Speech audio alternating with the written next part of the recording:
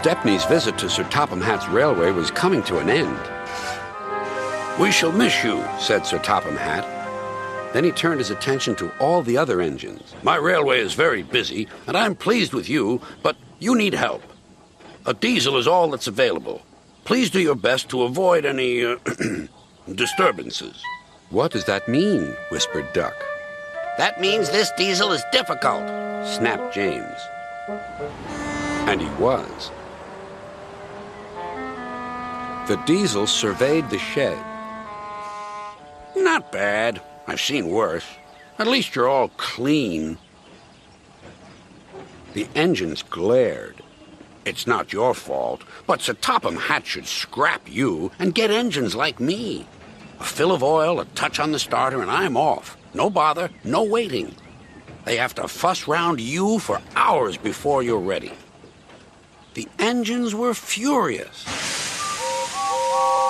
Next morning, they held an indignation meeting round the turntable. "Disgraceful. Disgusting.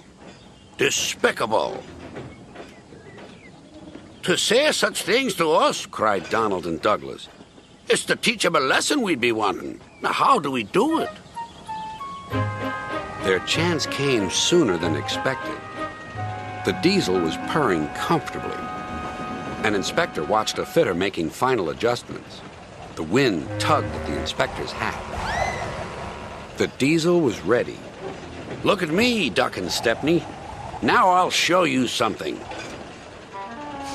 He rolled proudly toward his coaches. Then it happened.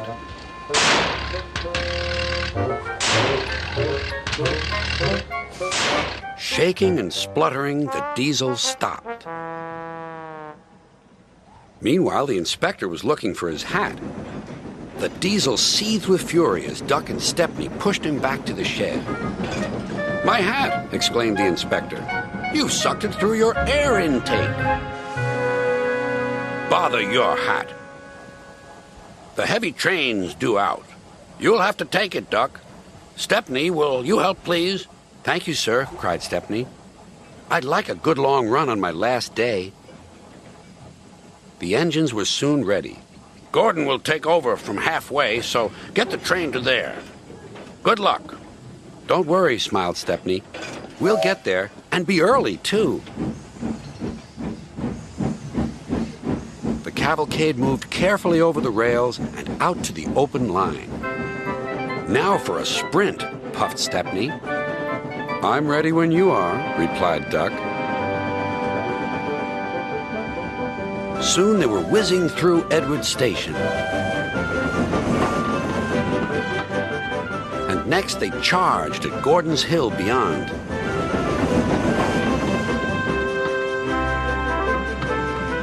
They felt the drag of the heavy coaches here. It was hard work.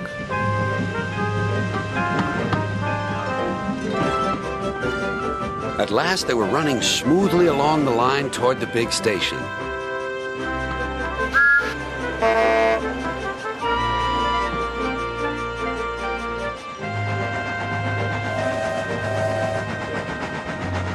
"Hello, you're early," said Gordon. "That's one in the headlamp for old Diesel." "James says he's sick as boiler sludge and sulking in the shed." "Serves him right for saying we're out of date." And Gordon chortled away.